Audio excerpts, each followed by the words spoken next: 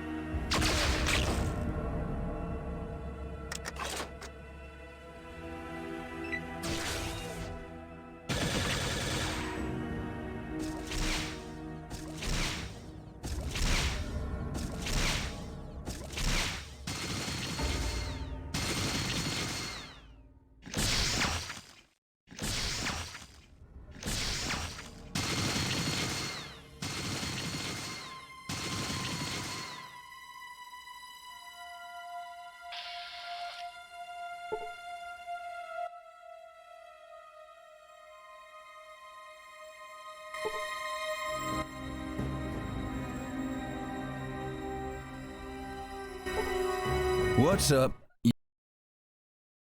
All right then. So, all right.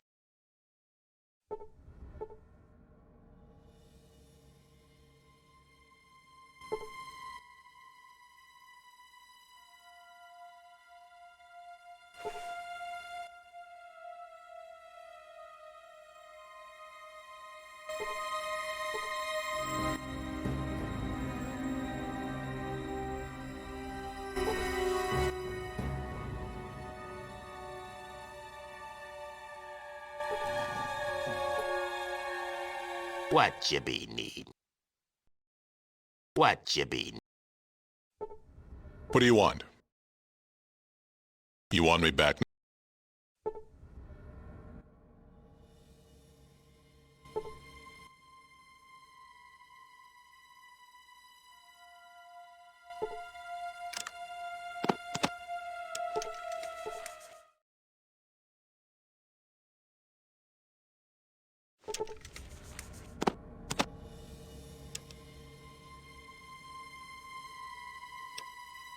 You...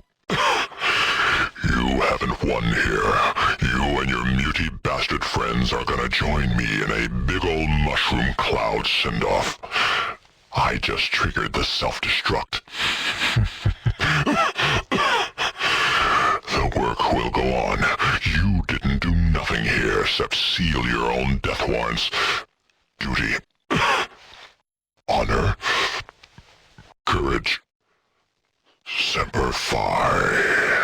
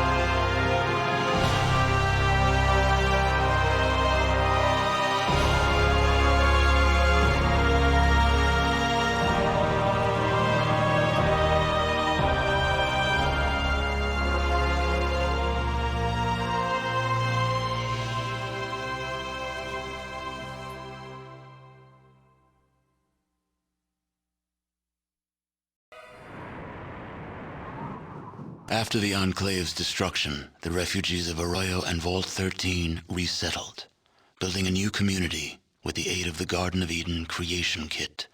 Finding themselves hundreds of miles from their vault, the members of Vault 13 chose to join the villagers in establishing a new community, and their technical expertise, combined with the villagers' survival skills, allowed the new settlement to grow and prosper.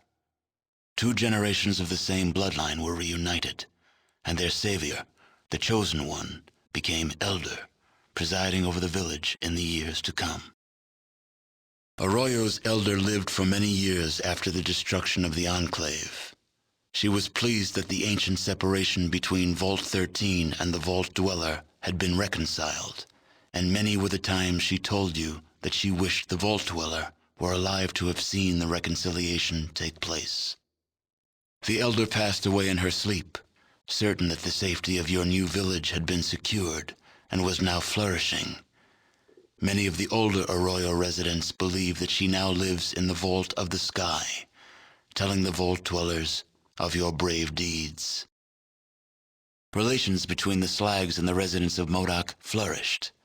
Between the two peoples, Modoc prospered and became a major farming community, supplying all the outlying regions with food. With Metzger gone, slavery disappeared from the area. Becky's casino bar grew quickly, and Rebecca Dyer's reputation as an honest casino and bar owner brought her the business needed to buy out her competition and expand. The den flourished, and it soon gained a reputation for being a tough but honest community. The correspondence between NCR and Vault City continued, and a few years after the destruction of the Enclave, Roger Weston assumed the head of the NCR Council. He immediately set limits for NCR's expansion north, and in a landmark settlement, passed an amendment that formally recognized Vault City's independence. Shortly after this settlement, Weston suffered a heart attack and retired from politics. He moved north to Vault City for medical treatment and eventually married Joanne Lynette in the following year. Less than a month after the Enclave's destruction, a mob war broke out in New Reno streets. The Wrights, armed with an arsenal of weaponry that dated back to the pre-war years, leveled the casinos of the other families with rocket launchers. The mob war was clocked as lasting a little over 43 minutes, and when the smoke cleared, half of New Reno had been demolished. To this day, it is commonly taught that the Wright family were the founders of New Reno. Though the Wright family never completely recovered from Richard's death, the knowledge that their killer had been brought to justice eased their troubled sleep. Myron died less than a year after the defeat of the Enclave, stabbed by a Jet addict while drinking in the den. His discovery of Jet was quickly forgotten, and now there is no one who remembers his name. Optimizing Gecko's power plant became the first step in forging a spirit of cooperation between Gecko and Vault City. Gecko's increased power production became instrumental in helping Vault City's expansion. The harsh xenophobia of many of Vault City's leaders faded into obscurity, while Ghoul and Human labored side by side to create a center of learning and tolerance where once had stood only enmity and distrust. You still hear mention of Harold from time to time. Apparently, the tree growing from his head has gotten larger, and if rumors are to be believed, fruit is growing from it. The seeds are said to be remarkably tough, and several of them have taken root even in the most barren stretches of the wasteland. After Doc Johnson helped treat the miners during the Great Jet Scare, the citizens of Vault City voted Doc Johnson into the mayor's seat. Under the doctor's patient hand, Redding forged closer ties with Vault City until, some years later, Vault City annexed Redding, granting Vault City's citizenship to only 10% of Redding's population. Shortly after your last departure, the powder keg of racial tension in Broken Hills exploded. Racist humans fought against mutants, ghouls, and humans who sided with the mutants. The few survivors of the battle destroyed the mine, ensuring no one else could profit by it, and disappeared into the wastes. Inspired by your example, Marcus eventually traveled across the Great Mountains to the east, searching for other refugees from the Master's army. You never heard from him again. Your help with Vault 15 launched the New California Republic's push to civilize its neighbors. Though there were many more obstacles to overcome, the NCR now had a foothold into the northern wastes. With the support of the New California Republic, the Vault 15 squatters soon became self-sufficient and productive members of society. By eliminating the death clause of Vault 13, you banished yet another species of the realms of extinction, proving once again that genocide is a viable solution to any problem. The Shi flourished, creating a botanical scourge on the radiation surrounding their beloved town. Though this vine could not grow in other soils, the Shi took care to nourish it in their lands. They continued to grow in strength and prominence, forming the basis of a new empire. As for the tanker vagrants, well, as vagrants do, they drifted on. The destruction of the Enclave erased all trace of President Richardson from history.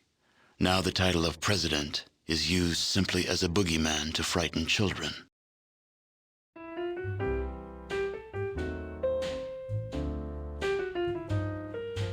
Give me a kiss to build a dream on, and my imagination will thrive upon that kiss. Sweetheart, I ask no more than this, a kiss to build a dream on. Give me a kiss before you leave me, and my imagination will feed my hungry heart. Leave me one thing before we part, a kiss to build a dream on. When I'm alone with my fancies, I'll be with you, weaving romances, making believe they're true. Oh, give me your lips for just a moment, and my imagination will make that moment live. Give me what you alone can give, a kiss to build a dream on.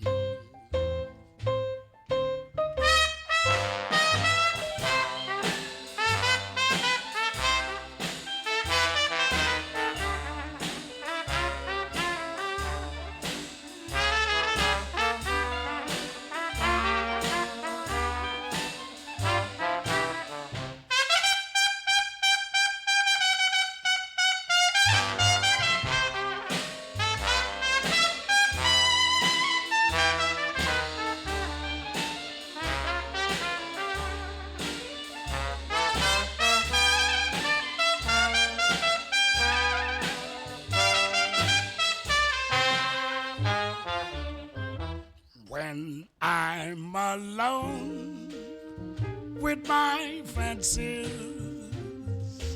I'll be with you, weaving romances, making believe they're true. Oh, give me lips for just a moment, and my imagination will make that moment live. Oh, give me what you alone can give, I'll kiss the pill I dream of.